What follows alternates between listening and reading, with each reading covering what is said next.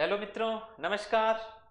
CCI के इस platform पर आपका स्वागत, अभिनंदन। आप लोग उम्मीद करते हैं सब लोग अच्छे होंगे, अपनी पढ़ाई पर ध्यान देते होंगे और लगातार अपनी पढ़ाई में जुड़े रहिए। जी जान लगा के पढ़ाई कीजिए, मेहनत कीजिए और इसी मेहनत का फल आपको आने वाले समय में मिलेगा। थोड़ा धैर्य रखें, कुछ दिनों के बाद एग्जाम के शेड्यूल्स आने वाले हैं।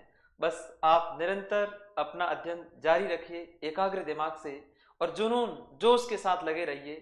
और अपन बात कर रहे थे राष्ट्रीय आंदोलन के तहत, जो हमारा द्वितीय चरण कंप्लीट हो गया था, उसके तहत हमने एक क्रांतिकारी आतंकवाद, जो क्रांतिकारी ऐसे लोग थे उग्र राष्ट्रवाद के दौरान, जिन्होंने अलग अलग जगह से गुप्त क्रांतिकारी संस्थाएं स्थापित की और उन संस्थाओं के द्वारा उन्होंने अंग्रेजों के ऊपर आक्रमण करने की योजना बनाई, बम फेंकने की योजना बनाई।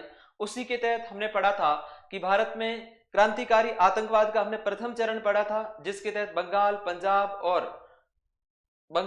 पंजाब और महाराष्ट्र तीन मुख्य राज्य जो थे, उसी के तहत हम पढ़ रहे थे। पहला हमारा चैप्टर कंप्लीट हो गया था कि महाराष्ट्र में कौन कौन सी जो गतिविधियों के केंद्र रहे थे, सशस्त्र क्रांति के केंद्र रहे थे। उसके बाद में आज अपन बात करने वाले हैं बंगाल की क्रांतिकारी जो संस्थाएं थी, क्रांतिकारी थे, उन्होंने किस तरह से स्वशासन के लक्ष्य को प्राप्त करने के लिए कौन कौन सी संस्थाएं स्थापित हुई, किस तरह से उन्होंने जनता में जागृति फैलाने का कार्य किया। उसी के तहत आज अपन बात करने वाले हैं बंगाल में क्रांतिकारी प्रमुख संस्थाएं कौन सी थी।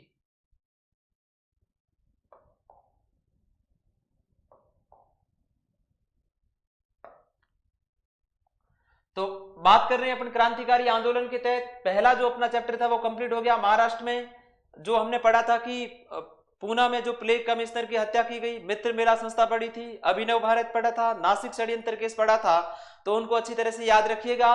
और उसके बाद में अपन बात करने वाले हैं बंगाल में क्रांतिकारी आंदोलन।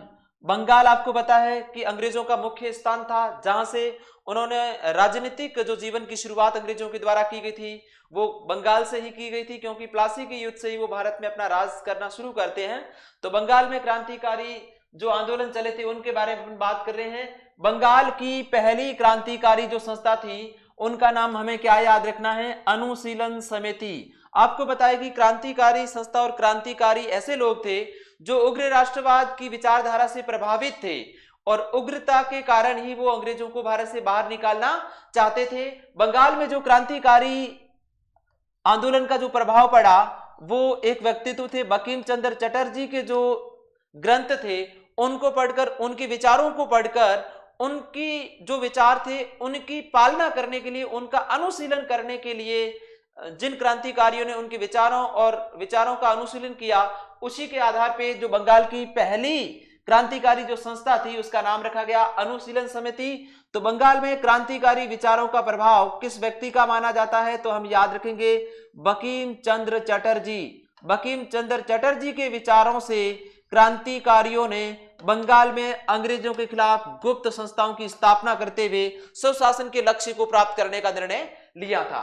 तो जो पहली बंगाल की क्रांतिकारी संस्था है वो कौन सी रहेगी? आपकी अनुशीलन समिति। अनुशीलन समिति इसका नाम इसलिए रखा गया कि जो बंकिम चंद्र चटर्जी के विचार थे, विचारों का अनुशीलन करना, बंकिम चंद्र चटर्जी के विचारों का अनुशीलन करना यानी उनके विचारों की पालना करना, यही इसी के आधार पे बंगाल की पहली जो क्रांतिकारी गुप्त जो संस्था थी उनका नाम रखा गया अनुशीलन समिति, जिसकी स्थापना कब हुई हम याद रखेंगे। ये स्थापना होती है 1902। ये बंगाल की पहली क्रांतिकारी संस्था मानी जाती है। इसमें उन क्रांतिकारियों को अंग्रेजों के विरुद्ध गुप्त रूप से शस्त्रों का, विचारों का इस तरह से प्रशिक्षण दिया जाता कि वो गुप्त तरीके से शस्त्रों के माध्यम से अंग्रेजों का मुकाबला कर सके। तो याद रखेंगे बंगाल में पहली क्रांतिकारी संस्था के रूप में किस संस्था की स्थापना की गई?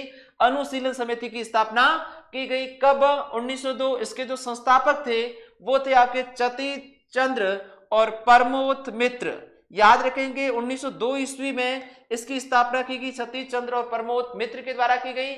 लेकिन इसी संस्था का 1907 ईस्वी में वापस क्या किया गया? पुनर्गठन किया गया। किस स्थान पे किया गया? कलकत्ता में। जिस इनका पुनर्गठन किया जाता है वारिंद्र घोष और दूसरे व्यक्तित्व थे भूपेंद्र नाथ दत्त, ये अरविंद घोष के भाई थे। वारिंद्र जो घोष थे वो अरविंद घोष के भाई थे। 1902 ईस्वी में इसकी स्थापना कर दी जाती है, लेकिन इनका जो पुनर्गठन किया जाता है वो 1907 ईस्वी में किया जाता है वारिंद्र घोष और भूपेंद्र नाथ दत्त के द्वारा। वारिंद्र घोष अरविंद घोष के भाई थे और अरविंद घोष कांग्रेस के गर्म दल के उग्रपंथी नेता माने जाते हैं। और इस अनुशीलन समिति का मुख्य उद्देश्य क्या था? खून के बदले खून। जिस तरह से अंग्रेज लोग भारतीयों का शोषण कर रहे हैं, उसी तरह से इन क्रांतिकारियों ने यह निश्चय किया कि हम भी अंग्रेजों का इस तरह से शस्त्रों के माध्यम से उन पे आक्रमण करके उनको भारत से बाहर भगाएंगे। इसलिए किस समिति का मुख्य उद्देश्य रहा? खून के बदले खून। याद रखेंगे, ये टाइटल याद रखना है। किस समिति का?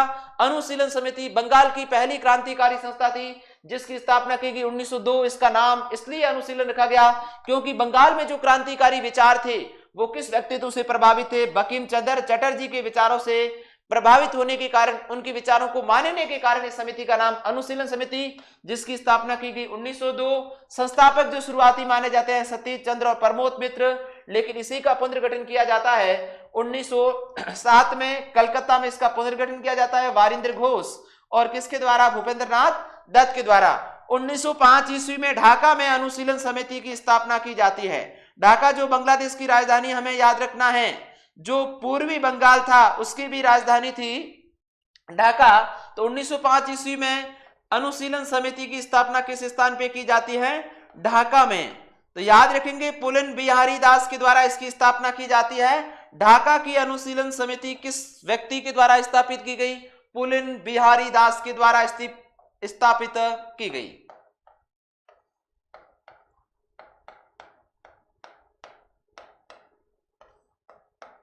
पुलिन बिहारी दास के द्वारा ढाका में अनुशीलन समिति की स्थापना की गई।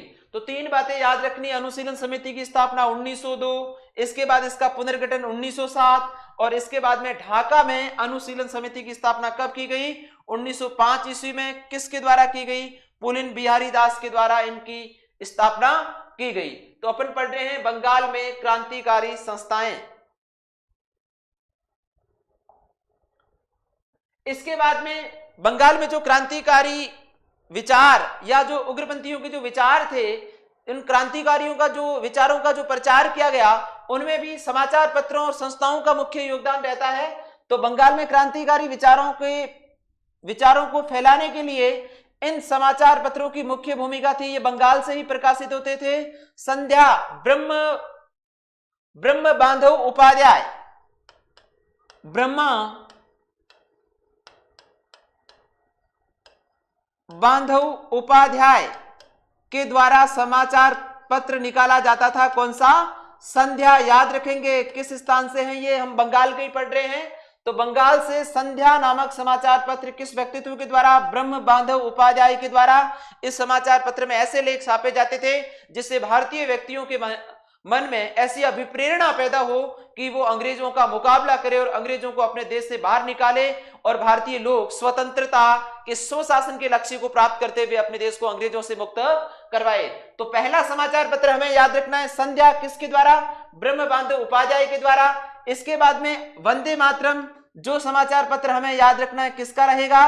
अरविंद घोष।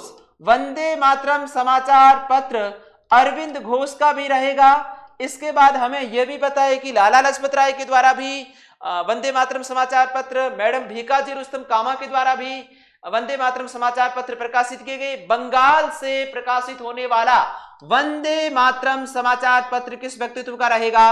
अरविंद घोष का रहेगा। इसके बाद में युगांतर समाचार पत्र था वारिंद्र घोष और भूपेंद्र नाथ दत्त।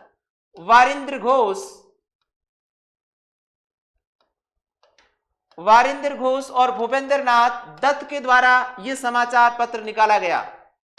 युगांतर भूपेंद्र नाथ दत्त के द्वारा युगांतर समाचार पत्र निकाला गया। अच्छी तरह से याद रखना है कि बंगाल में क्रांतिकारी विचारों को फैलाने के लिए अपनी लेखनी अखबारों के माध्यम से लोगों तक पहुंचाने के लिए 3 समाचार पत्रों का मुख्य योगदान संध्या समाचार पत्र ब्रह्म बांधव उपाध्याय के द्वारा, वंदे मातरम अरविंद घोष के द्वारा, इनके अलावा वंदे मातरम समाचार पत्र लाला लजपत राय और मैडम भीकाजी रुस्तम कामा का भी रहेगा। इसके बाद युगांतर जो समाचार पत्र है वारिंदर घोष और भूपेंद्र नाथ दत्त का भी रहता है। इसके बाद में युगांतर संस्था की जो अगली बंगाल की क्रांतिकारी संस्था है, कौन सी? युगांतर संस्था, जिसकी स्थापना कब की गई? 1906 ईस्वी में। इसके जो संस्थापक माने जाते हैं वारिंदर घोष और दूसरे रहेंगे आपके जतिंदर मुखर्जी। ये युगांतर संस्था के संस्थापक माने जाते हैं। ये बंगाल की क्रांतिकारी संस्था थी। 1906 ईस्वी में इसकी स्थापना की गई। किसके द्वारा? वारिंदर घोष और जितेंद्र मुखर्जी के द्वारा इसकी स्थापना की गई। अच्छी तरह से हमें याद रखना है कि युगांतर समाचार पत्र अलग था और युगांतर क्रांतिकारी संस्था अलग थी। युगांतर समाचार पत्र था वो तो अरविंद घोष और भूपेंद्र नाथ दत्त के द्वारा निकाला गया, वारिंदर घोष और भूपेंद्र नाथ दत्त के द्वारा निकाला गया। लेकिन जो युगांतर संस्था की स्थापना की गई थी, गुप्त तरीके से बम बनाना, इस तरीके से भारतीय क्रांतिकारियों को प्रशिक्षित करना, बम बनाना, शस्त्र चलाने में, ताकि वो अंग्रेजों पर आक्रमण कर सके, इन सभी संस्थाओं की यही महत्वपूर्ण उद्देश्य माने जाते हैं। अब मैं बात कर रहा था कि वंदे मातरम लाला लजपत राय का भी समाचार पत्र है।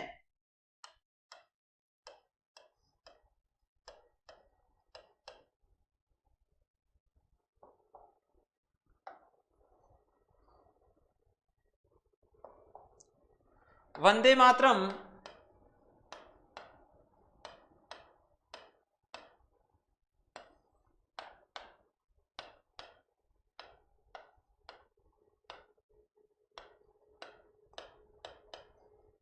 लाला लजपत राय का भी समाचार पत्र है और वंदे मातरम मैडम भीकाजी कामा,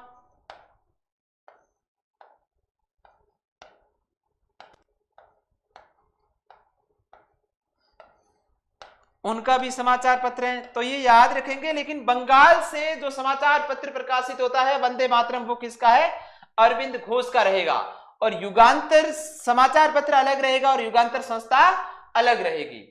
इसके बाद में आगे देखते हैं अपन, जो मुजफ्फर कांड हुआ था 1908 ईस्वी में। कब? 1908 ईस्वी में। हमें याद रखना है कि यहाँ के जो मजिस्ट्रेट थे किंग्सफोर्ड, यहाँ के मजिस्ट्रेट कौन थे? किंग्सफोर्ड। इनके द्वारा जो जनता पर अत्याचार किया जा रहा था। मुजफ्फर कांड कब है? 1908 ईस्वी में। यहाँ के मजिस्ट्रेट कौन रहते हैं? किंग्सफोर्ड रहते हैं। मजिस्ट्रेट किंग्सफोर्ड पर प्रफुल्ल चाकी, याद रखेंगे, प्रफुल्ल चाकी और खुदीराम बोस, प्रफुल्ल चाकी और खुदीराम बोस के द्वारा कब?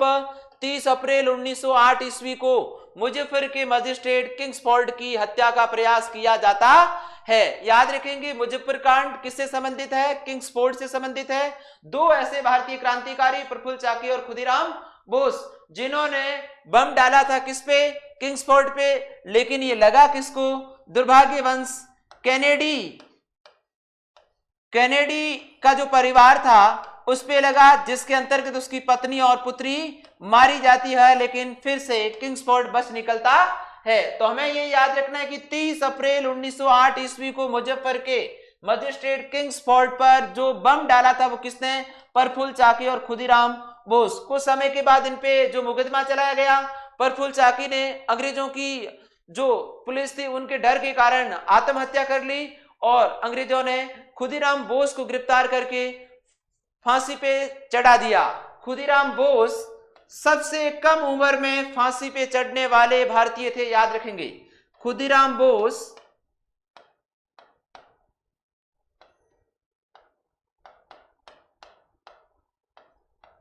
मात्र कितने वर्ष की उम्र में? 18 वर्ष की उम्र में, याद रखेंगे। 18 वर्ष की उम्र में, सबसे कम उम्र में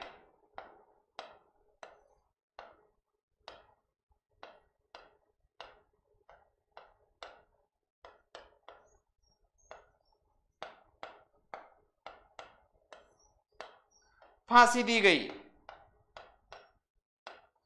तो ये बात याद रखनी है कि मुजफ्फर कांड, पहली बात याद रखनी, मुजफ्फर कांड कब हुआ? 1908 ईस्वी में। किससे संबंधित है? किंग्सफोर्ड से संबंधित है। किंग्सफोर्ड के द्वारा जो न्याय के मामले में जनता पर अत्याचार किए जा रहे थे, उस अत्याचार का बदला लेने के लिए दो ऐसे व्यक्तित्व, कौन से क्रांतिकारियों का संबंध मुजफ्फर कांड से रहेगा? तो हमें याद रखना है प्रफुल्ल चाकी और खुदीराम बोस। और खुदीराम बोस ही वो पहले व्यक्तित्व थे जिनको सबसे कम उम्र में फांसी पे चढ़ाया गया। पहला भारतीय क्रांतिकारी कौन था जिनको सबसे कम उम्र में फांसी पे लटका दिया गया? तो हमें उत्तर याद रखना है क्या? खुदीराम बोस। जिनका संबंध किस कांड से रहेगा? मुजफ्फर कांड, जो कब हुआ? 1908। किस पे बम फेंका था? किंग्सफोर्ड पे। लेकिन किनको लगा? कैनेडी के परिवार को लगा। इसके दौरान उनकी पत्नी और पुत्री इस कांड में मारी जाती है। तो ये बात हमें अच्छी तरह से याद रखना है। सबसे कम उम्र के शहीद यानी 11 अगस्त 1908 को उनको फांसी दी गई। 11 अगस्त 1908 को उनकी फांसी दी गई। मात्र कितने वर्ष की उम्र में? 18 वर्ष की उम्र में उनको फांसी दी गई। इसके बाद तीसरा आता है बंगाल के अंतर्गत अलीपुर षड्यंत्र केस, जो कब? 1908। अब आपको पता है कि सर हेमचंद्र कानून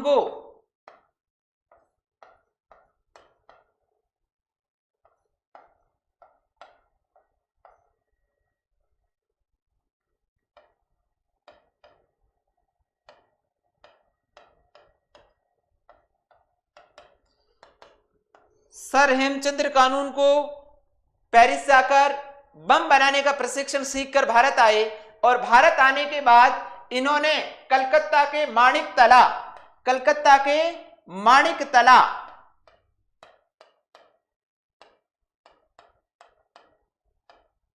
माणिकतला में बम बनाने का कारखाना खोला। जब अंग्रेजों को इस बात का पता चला कि कलकत्ता के आसपास भारतीय क्रांतिकारियों के द्वारा बम बनाने का जो कारखाना खोला गया है और कुछ क्रांतिकारियों को वहां प्रशिक्षण भी दिया जाता है, तो उसी के एवज में यह षड्यंत्र केस चला था। कौन सा?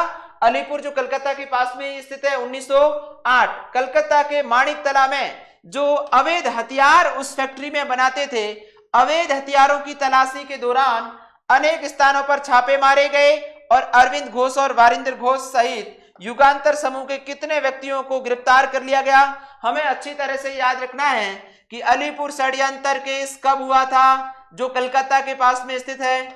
1908 में। और अलीपुर षड्यंत्र केस के दौरान कितने व्यक्तियों पर मुकदमा चलाया गया? 34 लोगों पर यह मुकदमा चलाया था। और अलीपुर षड्यंत्र केस किससे संबंधित है? सर हेमचंद्र कानूनगो ने कलकत्ता के पास माणिकतला में अवैध हथियार बनाने, बम बनाने का जो कारखाना खोल रखा था और क्रांतिकारियों को गुप्त रूप से प्रशिक्षण दिया जाता था, उन्हीं के ऊपर अंग्रेजों ने छापा डालने के लिए कार्रवाई की। और उस कार्रवाई के दौरान अरविंद घोष और वारिंदर घोष दोनों भाइयों को इसमें गिरफ्तार कर लिया गया।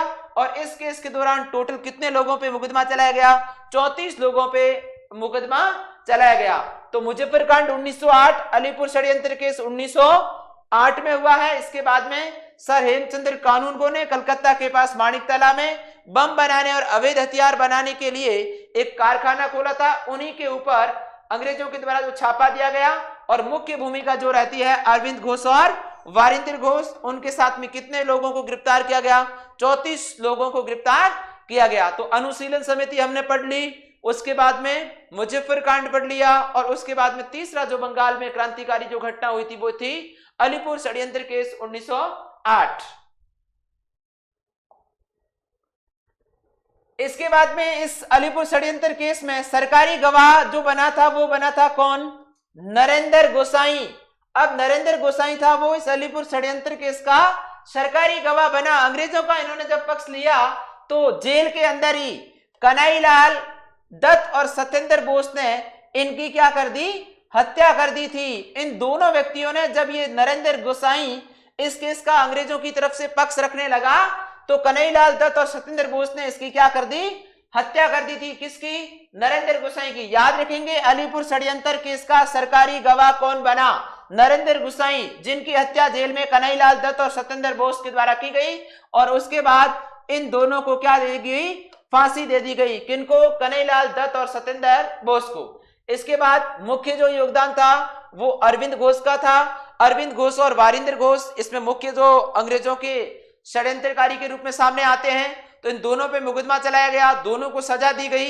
लेकिन अरविंद घोष का जो कोर्ट में मुकदमा लड़ा था वो किसने लड़ा था? सीआर दास, जिसको हम किस नाम से जानते हैं? चितरंजन दास, जिनको हम क्या कहते हैं? देश बंधु के नाम से ये जाना जाता है, चितरंजन दास। याद रखेंगे, इन्होंने इनका बचाव का पक्ष रखा और 1910 ईस्वी में अरविंद घोष को जेल से रिहा कर दिया गया और उनके भाई वारिंदर घोष को काले पानी की सजा इस अलीपुर षड्यंत्र केस में सुनाई जाती है। तो ये बात भी याद रखेंगे कि अरविंद घोष को 1910 में इस अलीपुर षड्यंत्र केस से क्या कर दिया गया? रिहाई दे दी गई, यानी छोड़ दिया गया। 1910 ईस्वी में इनको रिहा कर दिया गया, लेकिन इनका जो पक्ष रखा था कोर्ट में वो किस व्यक्ति ने रखा? सीआर दास ने, जिनको हम किस नाम से जानते हैं? देशबंधु के नाम से जानते हैं। और मुख्य जो अलीपुर षड्यंत्र केस में जो मुख्य भूमिका थी वो हमें पता है कि वो वारिंदर घोष और अरविंद घोष की थी और उनको गिरफ्तार करके उनके साथ में 34 लोगों पे मुकदमा चलाया गया। अब अरविंद घोष की जो मुख्य पत्रिकाएं जिनके द्वारा क्रांतिकारियों में अंग्रेजों के विरुद्ध एक ऊर्जा संचार स्फूर्ति भरने का जो कार्य किया गया वो कौन कौन सी उनकी पत्रिकाएं थी, बुक्स थी? तो उनके पहले हम वंदे मातरम पढ़ ही चुके हैं। तो उसके बाद में इनकी एक आती है कर्म योगिन, मनमोहन घोष के साथ में अरविंद घोष ने लिखी थी इसको। मनमोहन घोष भी अरविंद घोष के साथ में था। मनमोहन घोष और अरविंद घोष के द्वारा कौन सी पत्रिका निकाली गई? याद रखेंगे, इसमें दोनों व्यक्तियों का योगदान रहेगा। अरविंद घोष और मनमोहन घोष ने मिलकर कौन सी पत्रिका निकालते हैं? याद रखेंगे, कर्मयोगिन, जो किस भाषा में? कर्मयोगिन या कर्मयोगी कह दीजिए, किस भाषा में रहेगी? अंग्रेजी भाषा में। ये क्रांतिकारियों में ऊर्जा भरने के लिए इन दोनों लोगों ने निकाली थी। इसके बाद में वंदे मातरम हमने पढ़ी ली थी, कर्मयोगिनी याद रखनी है। दूसरी कौन सी? वंदे मातरम। इसके बाद इनके द्वारा निष्क्रिय प्रतिरोध सिद्धांत दिया गया, बहुत महत्वपूर्ण है, मोस्ट है, याद रखेंगे, क्योंकि प्रतिभा जो पलायन का सिद्धांत था वो दादा भाई नारोजी के द्वारा, लेकिन यह निष्क्रिय प्रतिरोध पलायन निष्क्रिय प्रतिरोध का सिद्धांत है वो किसके द्वारा दिया जाता है? अरविंद घोष के द्वारा दिया जाता है। इनके द्वारा एक प्रसिद्ध बुक्स लिखी गई, बहुत महत्वपूर्ण है, कई एग्जामों में ये बुक्स पूछी जाती है। द लाइफ डिवाइन, याद रखेंगे, द लाइफ डिवाइन पुस्तक किसके द्वारा लिखी गई? अरविंद घोष के द्वारा लिखी गई। इसके बाद में अगली जो पत्रिका रहती है इनकी कौन सी? सावित्री, अंग्रेजी की सबसे लंबी काव्यात्मक कविता है ये। अंग्रेजी की सबसे लंबी काव्यात्मक कविता कौन सी पत्रिका में है? सावित्री। तो ये 4-5 बातें अरविंद घोष के बारे में हमें याद रखना है। आपको पता है अरविंद घोष किस दल के नेता थे? गरम दल के नेता थे। और अंतिम समय में इन्होंने अपना स्थान छोड़ के बंगाल को किस स्थान को बना लिया? पांडिचेरी में चले गए। अरविंद घोष या किस गरमपंथी नेता ने अपना जो केंद्र था वो पांडिचेरी को चुना? तो हम याद रखेंगे अरविंद घोष के द्वारा अंतिम जो अपना समय व्यतीत किया गया वो किस स्थान पे व्यतीत किया गया? पांडिचेरी। और पांडिचेरी में इनके द्वारा कौन से आश्रम की स्थापना की जाती है? ऑरोविलो आश्रम की स्थापना इनके द्वारा की जाती है। तो कर्मयोगिन, वंदे मातरम, निष्क्रिय प्रतिरोध सिद्धांत। लेकिन याद रखना है प्रतिभा पलायन का सिद्धांत किसके द्वारा? प्रतिभा पलायन का सिद्धांत दादा भाई नारोजी के द्वारा। प्रतिभा पलायन का सिद्धांत किसके द्वारा दिया गया? दादा भाई नारोजी के द्वारा दिया गया, याद रखना है।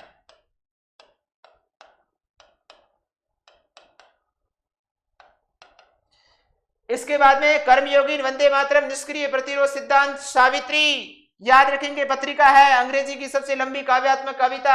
इसके बाद ये बुक बहुत महत्वपूर्ण, कई एग्जाम में पूछी जाती है। द लाइफ डिवाइन पुस्तक के रचयिता कौन है? अरविंद घोष, याद रखेंगे। इनके भाई का नाम वारिंदर घोष। कांग्रेस के किस दल से संबंधित थे? किस दल से संबंधित थे? गरम दल से संबंधित थे। राजनीतिक स्वतंत्रता, इनके द्वारा एक बहुत महत्वपूर्ण नारा दिया गया अरविंद घोष के द्वारा, राजनीतिक स्वतंत्रता।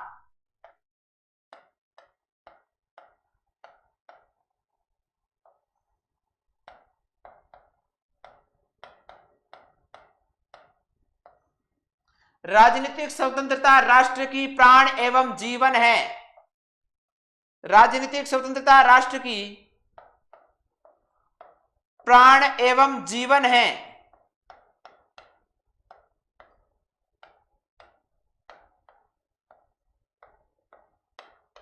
ये कथन भी याद रखना है, किसका है? अरविंद घोष का।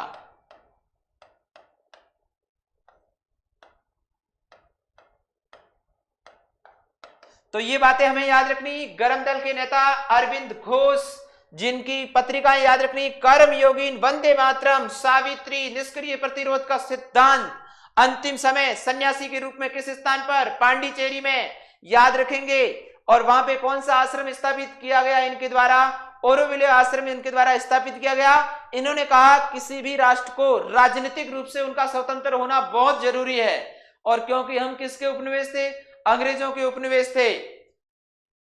इसके बाद में ये अलीपुर षड्यंत्र केस, और इसके बाद में आगे आते हैं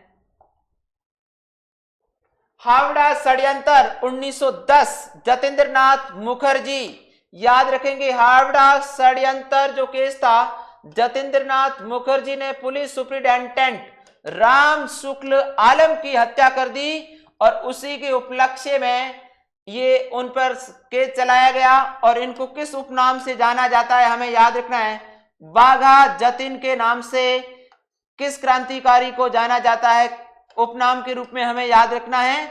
तो हम याद रखेंगे जतेंद्र नाथ मुखर्जी, जिनको बाघा जतिन कहा जाता है। इन्होंने राम शुक्ल आलम की क्या कर दी थी? हत्या कर दी थी। तो ये बातें मित्रों याद रखनी हमें। बंगाल में स्थापित होने वाली क्रांतिकारी जो गतिविधियां थी, किस तरह से क्रांतिकारियों ने अपना योगदान देकर, गुप्त तरीके से प्रशिक्षण लेकर, गुप्त जो संस्थाएं स्थापित की थी, सशस्त्र संस्थाएं थी, कि अंग्रेजों का मुकाबला किया जाए और अंग्रेजों को बाहर निकाला जाए। लेकिन हमें पता है कि जो बंग भंग आंदोलन के बाद में ये उग्र राष्ट्रीयता के कारण ऐसी बहुत सारी षड्यंत्र के जो केस है वो चले हैं। हम बंगाल के अंतर्गत दिल्ली षड्यंत्र केस पढ़ चुके हैं। दिल्ली षड्यंत्र केस आपको पता है कि 1911 में दिल्ली दरबार आयोजित किया गया था। उसी दौरान भारत की राजधानी को परिवर्तित किया गया था। वो भी हमने पढ़ा कि वायसराय लॉर्ड हार्डिंग द्वितीय पर जो बम फेंका गया था दिल्ली के चांदनी चौक पर, वो किसके द्वारा फेंकने की योजना बनाई थी? रास Bihari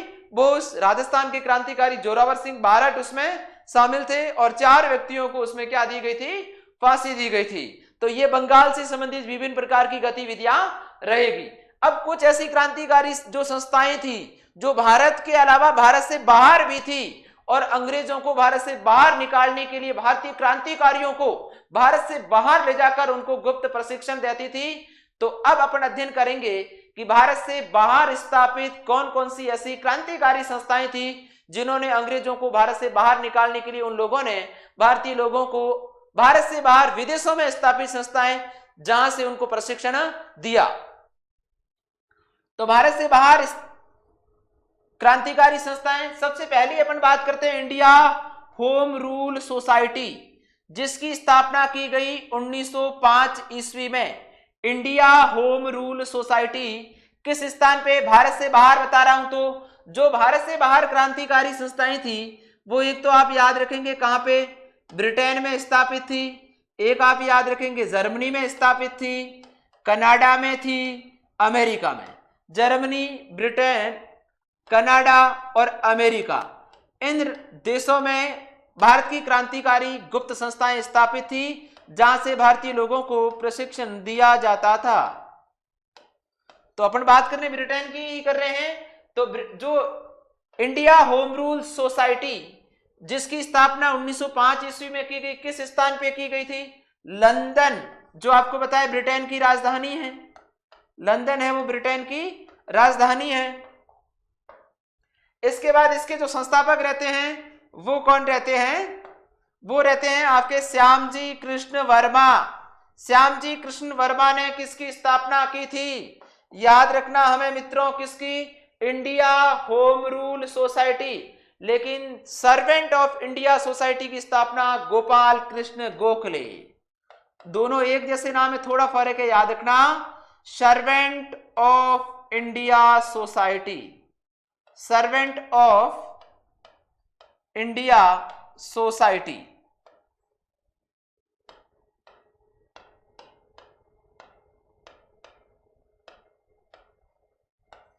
servant of India society की स्थापना की जाती है गोपाल कृष्ण गोखले।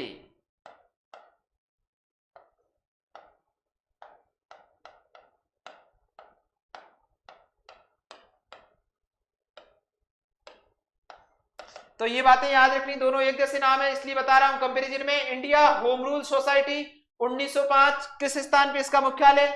लंदन में। इसके संस्थापक कौन है? श्यामजी कृष्ण वर्मा। इनके द्वारा समाचार पत्र भी निकाला जाता है, इंडियन सोशियोलॉजिस्ट। इंडियन सोशियोलॉजिस्ट, भारतीय लोगों की व्यवस्था के लिए लंदन के अंदर इन्होंने इंडिया हाउस की भी स्थापना की थी, वो आगे अपन पढ़ेंगे। विदेशी धरती पर भारत की सबसे पुरानी संस्था थी, याद रखेंगे। यानी भारत से बाहर जो क्रांतिकारी गतिविधियों के केंद्र थे, उनमें स्थापित होने वाली भारत की सबसे पुरानी क्रांतिकारी विदेशी धरती पर संस्था कौन सी थी? इंडिया होम रूल सोसाइटी, जिसकी स्थापना 1905 में की गई। किस स्थान पे? लंदन में की गई। जिसके संस्थापक कौन रहते हैं? श्यामजी कृष्ण वर्मा। तो याद रखेंगे इनके द्वारा कौन सा समाचार पत्र? Indian sociologist. इन्हीं के द्वारा वहां पे स्थापना की जाती है, कौन सी? इंडिया हाउस, ताकि भारतीय लोग यहां से ब्रिटेन में जाए और उनके रुकने की व्यवस्था हो सके और वो गुप्त क्रांतिकारियों को सही तरीके से प्रशिक्षण देते हुए उनका सूत्रपात कर सके। तो ये बातें हमें याद रखनी है कि भारत से बाहर स्थापित सबसे पुरानी जो संस्था थी इंडिया होम रूल सोसाइटी 1905, इनके जैसा ही समकक्ष नाम सर्वेंट ऑफ इंडिया सोसाइटी, जिनकी स्थापना गोपाल कृष्ण गोखले के द्वारा की जाती है। इसी संस्था के इंडिया होम रूल सोसाइटी के सदस्य के रूप में यदि हम बात करते हैं तो लाला हरदयाल, आपको पता है इनके द्वारा अमेरिका में गदर आंदोलन जो चलाया जाएगा, गुप्त क्रांतिकारियों को प्रशिक्षण दिया जाएगा, तो लाला हरदयाल जो किसके सदस्य? इंडिया होम रूल सोसाइटी के सदस्य। वीडी सावरकर के बारे में सब जानते हैं आप, विनायक दामोदर सावरकर, जिन्होंने मित्र मेला जो संस्था थी उसका जो पुनर्गठन 1904 ईस्वी में किस नाम से किया? अभिनव भारत के नाम से इन्होंने 1904 ईस्वी में महाराष्ट्र में अभिनव भारत नामक एक क्रांतिकारियों के लिए गुप्त संस्था बनाई थी, जिनको आपको पता है 2 बार काले पानी की सजा दी गई थी। और 1857 की क्रांति के बारे में उन्होंने जो बुक लिखी थी, भारत का प्रथम स्वतंत्रता संग्राम, the war of first Indian independence, Bharat का प्रथम स्वतंत्रता संग्राम। तो ये इनके सदस्य के रूप में याद रखने हैं। लाला हरदयाल जिन्होंने गदर आंदोलन चलाया था, वीडी सावरकर अभिनव भारत से संबंधित, मदनलाल ढींगरा के द्वारा याद रखेंगे क्रांतिकारी जो गतिविधियां चल रही थी उनका विरोध किया था भारत सचिव के सलाहकार कर्जन वायली, याद रखेंगे भारत सचिव के सलाहकार थे कौन? कर्जन वायली, जिन्होंने क्रांतिकारी गतिविधियों का विरोध किया था। तो मदनलाल ढींगरा जो इंडिया होम रूल सोसाइटी के सदस्य थे, इनके द्वारा इनको गोली मार के हत्या की गई 1909 ईस्वी में। कब? 1909 ईस्वी में मदनलाल ढींगरा ने, जो भारत सचिव के सलाहकार थे, भारत सचिव के सलाहकार थे, और इन्होंने जो सशस्त्र क्रांतिकारी गतिविधियां हो रही थी उनकी जो जानकारी है या उनका जो विरोध है किया था, और उन्हीं के ऊपर गोली चला के इसकी हत्या किसके द्वारा की जाती है? मदनलाल ढींगरा के द्वारा। हम लोग याद रखेंगे कि कर्जन वायली की हत्या कब की गई? 1909 में। और किस क्रांतिकारी ने उस पर गोली चलाई थी? तो मदनलाल ढींगरा के द्वारा कर्जन वायली पर गोली कब चलाई गई? 1909 ईस्वी में। तो 3 सदस्य इसके हमें याद रखने हैं। पहला लाला हरदयाल, जिन्होंने अमेरिका में कौन सा आंदोलन चलाया? गद्दर आंदोलन चलाया था, याद रखेंगे। और उसके बाद में दूसरा वीडी सावरकर, 2 बार काले पानी की सजा, अभिनव भारत नामक संस्थाओं को स्थापित करने वाले कौन थे? वीडी सावरकर थे, जिन्होंने 1857 की क्रांति के ऊपर जो अपनी बुक लिखी थी, भारत का प्रथम स्वतंत्रता संग्राम। और तीसरा व्यक्तित्व कौन है? मदनलाल ढींगरा, जिन्होंने कर्जन वायली की गोली मार के हत्या कर दी। कब? 1909 ईस्वी में उन पे गोली मारकर उनकी हत्या कर दी थी। तो याद रखेंगे कर्जन वायली की हत्या किस क्रांतिकारी के द्वारा की जाती है? तो हम याद रखेंगे किसके द्वारा की गई? किसके द्वारा? मदनलाल ढींगरा के द्वारा कर्जन वायली की हत्या की गई। अब याद रखेंगे इंडिया होम रूल सोसाइटी का मुख्य समाचार पत्र कौन सा था? याद रखेंगे इंडिया होम रूल सोसाइटी का मुख्य समाचार पत्र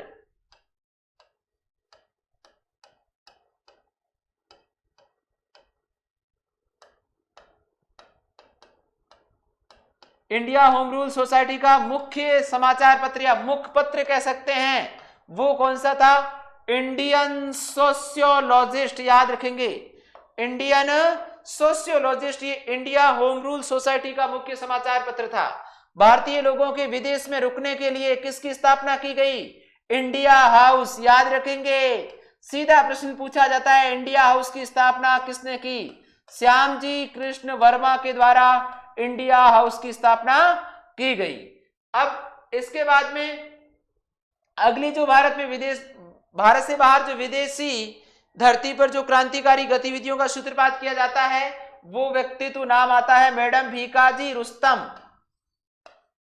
मैडम भीकाजी रुस्तम कामा, इनके कुछ उपनाम हमें याद रखने। वैसे ये संबंध मुंबई महाराष्ट्र राज्य से रखती है, याद रखेंगे। भारत की रहने वाली थी लेकिन विदेश चली गई। इनको क्रांति प्रसूता के नाम से जाना जाता है। भारतीय राष्ट्रीयता की महान पुजारिन, भारतीय राष्ट्रीयता की महान पुजारिन, ये भी गुप्त क्रांतिकारी संस्थाओं के माध्यम से उन लोगों को प्रशिक्षण देकर अंग्रेजों के खिलाफ ऐसे वीर क्रांतिकारी तैयार करती थी। तो याद रखेंगे, क्रांति प्रसूता के नाम से कौन जाना जाता है? ये इनके उपनाम रहेंगे। तो क्रांति प्रसूता, भारतीय राष्ट्रीयता की महान पुजारिन, और ये बहुत महत्वपूर्ण है, मोस्ट है, the mother of the Indian revolution, mother of the Indian revolution, क्रांति, भारतीय जो क्रांति थी उसकी माता के रूप में भी इनको जाना जाता है। तीन उपनाम याद रखने, क्रांति प्रसूता थी, भारतीय राष्ट्रीयता की महान पुजारिन थी, the mother of the Indian revolution के नाम से किसको जाना जाता है? मैडम भीकाजी रुस्तम कामा, जिनको इस नाम से जाना जाता है, जिनका संबंध किस राज्य से पूछा जाता है?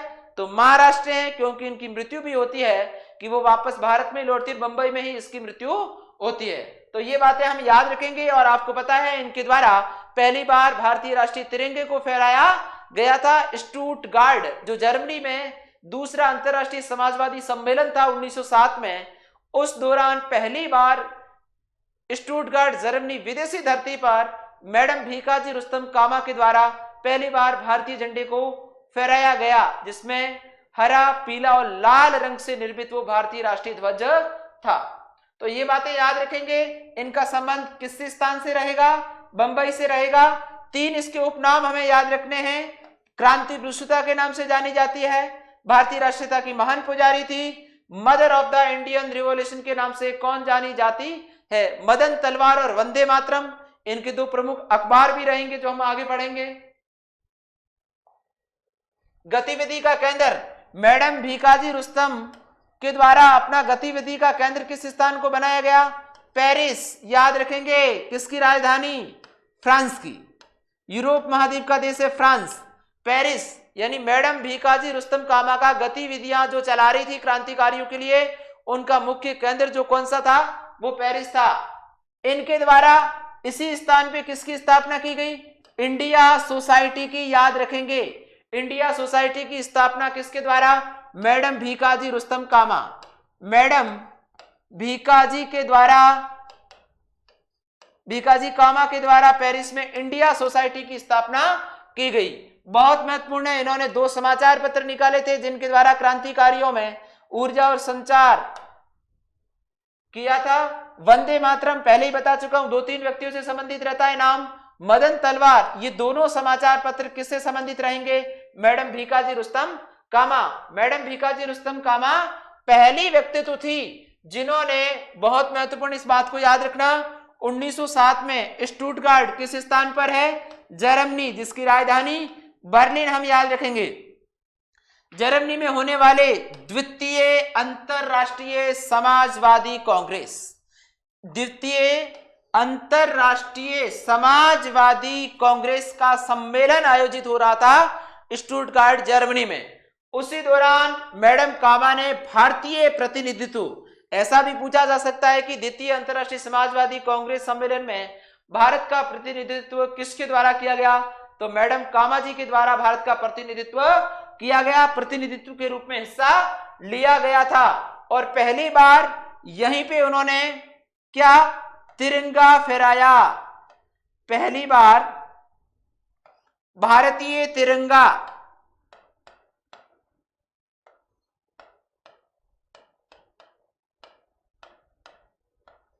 भारतीय तिरंगा फहराया गया। किसके द्वारा? विदेश की धरती थी स्टुटगार्ट में, मैडम कामा के द्वारा। हरा, पीला और लाल रंग से निर्मित, हरा और पीला लाल रंग से निर्मित था तिरंगा। वो पहली या वो पहला व्यक्ति या महिला कौन थी जिनके द्वारा भारतीय राष्ट्रीय तिरंगे को पहली बार फहराया गया? वो थी मैडम कामा जी। किस स्थान पर? स्टुटगार्ट। स्टुटगार्ट कहां स्थित है? जर्मनी में, जहां पे द्वितीय अंतरराष्ट्रीय समाजवादी कांग्रेस का आयोजन किया जा रहा था। इसके बाद में Indian independence committee, Indian independence committee जिसकी स्थापना की गई कब? 1915 ईस्वी में। किस स्थान पे? बर्लिन में की गई। किस स्थान पे की गई? बर्लिन में की गई। और बर्लिन कहां है? अभी बताया आपको, जर्मनी की राजधानी क्या है? बर्लिन, यूरोप महाद्वीप में। इनकी जो संस्थापक सदस्यों में हम देखते हैं वीरेंद्र चट्टोपाध्याय और भूपेंद्र नाथ दत्त। इन्होंने की थी इंडियन इंडिपेंडेंस कमेटी। एक जैसे नाम है, थोड़े याद रखना। इंडियन इंडिपेंडेंस कमेटी की स्थापना कब की गई? 1915 में। 1915 में की गई। और किस स्थान पे? बर्लिन में। क्योंकि हम पढ़ रहे हैं भारत से बाहर विदेशी धरती पर स्थापित होने वाली क्रांतिकारी गतिविधियों के केंद्र। वीरेंद्र चट्टोपाध्याय, भूपेंद्र नाथ दत्त और लाला हरदयाल, ये तीन इसके संस्थापक रहेंगे, याद रखेंगे। तीन इसके क्या रहेंगे? संस्थापक रहेंगे। अच्छी तरह से याद रखना है हमें। इंडियन इंडिपेंडेंस लीग की स्थापना जो की गई थी 1915 ईस्वी में, बर्लिन में की गई थी। संस्थापकों के नाम याद रखना। गदर आंदोलन आपको पता है ये अमेरिका में चला था। गदर आंदोलन किस में? अमेरिका में चला था। 1 नवंबर 1913 में इस गदर आंदोलन यूएसए के किस स्थान पे? San Francisco. इसके संस्थापक कौन रहेंगे? लाला हरदयाल। और इसके संस्थापक अध्यक्ष के रूप में सोवन सिंह भाकना। सोवन सिंह भाकना याद रखेंगे। सोवन सिंह भाकना जो इस गदर आंदोलन के अध्यक्ष थे। पार्टी पत्र यानी गदर जो आंदोलन था उनका जो समाचार पत्र कौन सा था? हिंदुस्तान गदर। गदर का मतलब वैसे आपको पता है कि क्या होता है? विद्रोह होता है। जो गदर समाचार पत्र छपा था वो किसके विरोध में छपा था? 1857 में जो भारतीय क्रांति हुई थी। गदर जो समाचार पत्र था वो 1857 में जो भारतीय विद्रोह हुआ था उनके उपलक्ष्य में ही इस गदर समाचार पत्र को छापा गया। याद रखेंगे, गदर का मतलब विद्रोह है। 1857 के विद्रोह के उपलक्ष्य में ही इस गदर समाचार को प्रकाशित किया गया।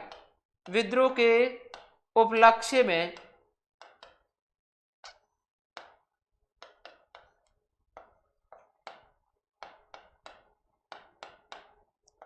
प्रकाशित किया गया। अब आपको पता है कि इनके द्वारा अंग्रेजों के खिलाफ जो बातें लिखी जा रही थी और इसके ऊपर हेडिंग जो लिखा हुआ था अंग्रेजी राज का दुश्मन।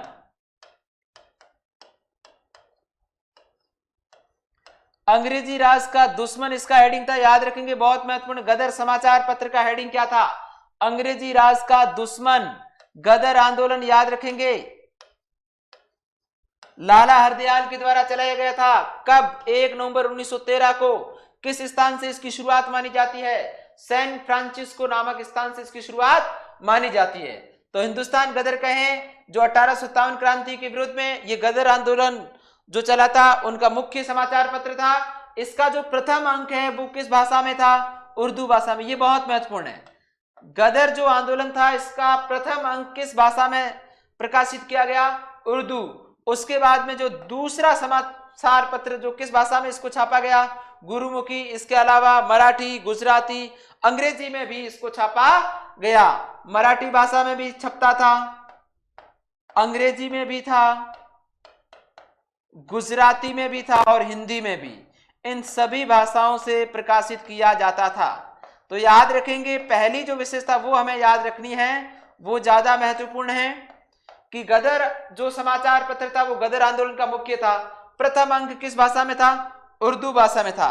ये बात हमें याद रखनी है। उसके बाद इसको गुरुमुखी लिपि में अन्य भाषाओं के रूप में भी मराठी, अंग्रेजी, गुजराती और हिंदी। इसकी जो हेडिंग थी वो क्या थी? अंग्रेजी राज का दुश्मन। अंग्रेजी राज का दुश्मन था। याद रखेंगे इस गदर, जो हिंदुस्तान गदर समाचार पत्र था, इसका संस्थापक कौन था? रामचंद्र पेशावरी। ये याद रखना है, रामचंद्र पेशावरी गदर समाचार पत्र के क्या थे? संस्थापक थे। गदर समाचार पत्र के संस्थापक कौन थे? याद रखेंगे हम, कौन थे? रामचंद्र पेशावरी।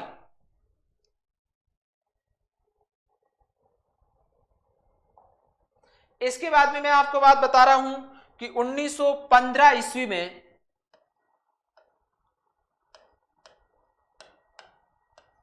1915 ईस्वी में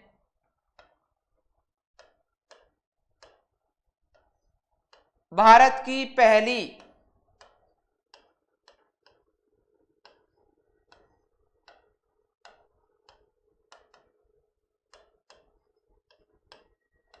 अस्थाई 1915 में भारत की पहली अस्थाई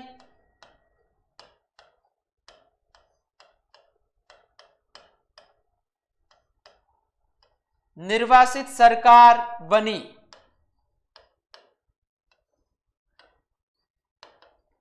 याद रखेंगे 1915 में पहली बार भारत की अस्थायी निर्वासित सरकार बनी। अब याद रखना है किसके नेतृत्व में बनी थी?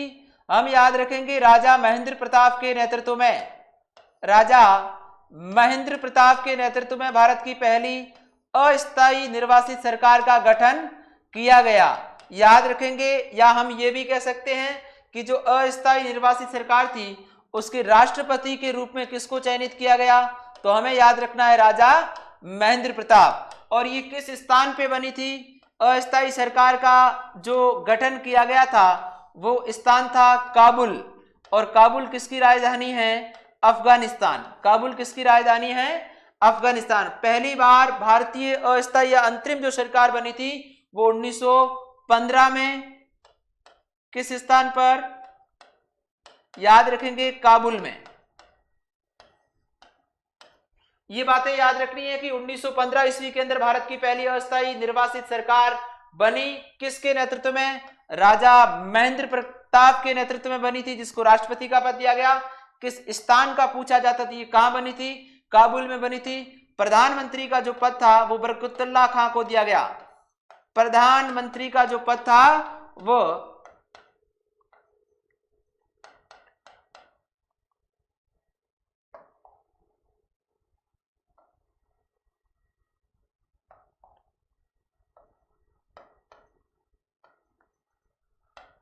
बरकतुल्लाह खान को प्रधानमंत्री का पद दिया गया। याद रखना है। तो ये बहुत महत्वपूर्ण फैक्ट है, हमें याद रखने हैं कि 1915 में भारत की पहली जो अस्थायी सरकार थी वो कब बनी थी? 1915 में बनी थी। ये बात याद रखनी। किस स्थान पे बनी? काबुल में। काबुल अफगानिस्तान में। किसके नेतृत्व में? राजा महेंद्र प्रताप। या अस्थायी सरकार का राष्ट्रपति किसको बनाया गया?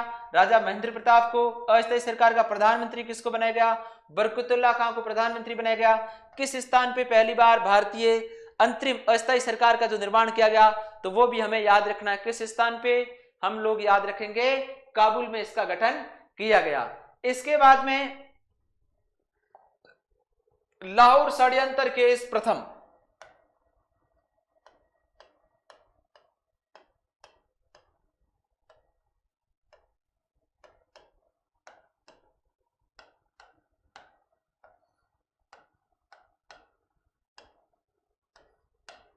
लाहौर षड्यंत्र जो प्रथम ये हुआ था आपका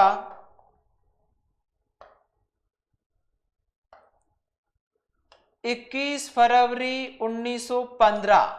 क्योंकि बहुत सारे लोग ये जानते हैं कि जो भगत सिंह, सुखदेव और राजगुरु पे जो मुकदमा चलाया गया था वो लाहौर षड्यंत्र के अंतर्गत ही चलाया गया था, लेकिन वो लाहौर षड्यंत्र केस द्वितीय था।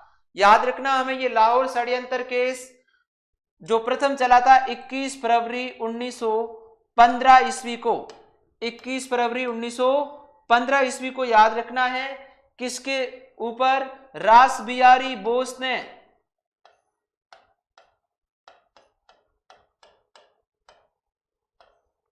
रास बिहारी बोस सशस्त्र क्रांति के द्वारा अंग्रेजों की गतिविधियों को दबाया जा रहा था। इनके द्वारा जो सशस्त्र क्रांति की जा रही थी उसको दबाने के लिए ये लाहौर षड्यंत्र केस चलाया गया। इसी के तहत रास बिहारी बोस तो पकड़ में नहीं आते हैं। इस लाहौर षड्यंत्र केस के अंतर्गत करतार सिंह सराबा,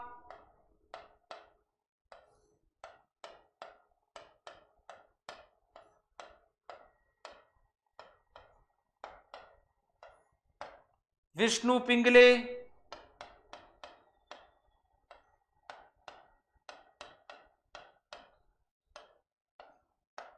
परमानंद पिंगले, इन 3 लोगों को फांसी दी गई।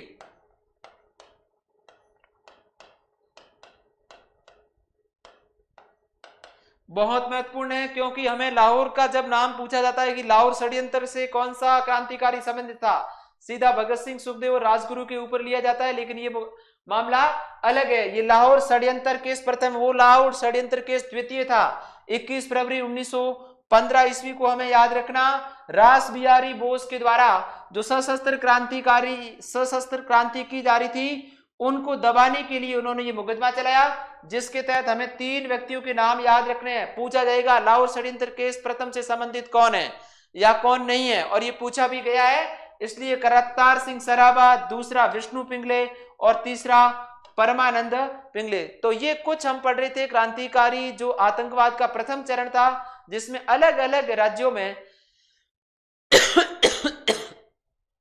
अलग अलग राज्यों में हमने पढ़ा था कि अलग अलग जगह गुप्त क्रांतिकारी संस्थाएं स्थापित की गई और अंग्रेजों के विरुद्ध विद्रोह बजाने का जो बिगुल उठाने का प्रयास उन्होंने किया था। महाराष्ट्र, पंजाब, भारत से बाहर भी विदेशी धरती पर ये संस्थाएं स्थापित की गई ताकि भारतीय लोग स्वतंत्रता को प्राप्त कर सके। तो अब इसके बाद में जो एक और चरण रहेगा हमारा द्वितीय क्रांतिकारी आंदोलन का जो चरण रहेगा वो हम बाद में पढ़ेंगे। उससे पहले जो गांधी जी के द्वारा चलाया गया तीसरा चरण है भारतीय राष्ट्रीय आंदोलन का, उसके बारे में अध्ययन करेंगे।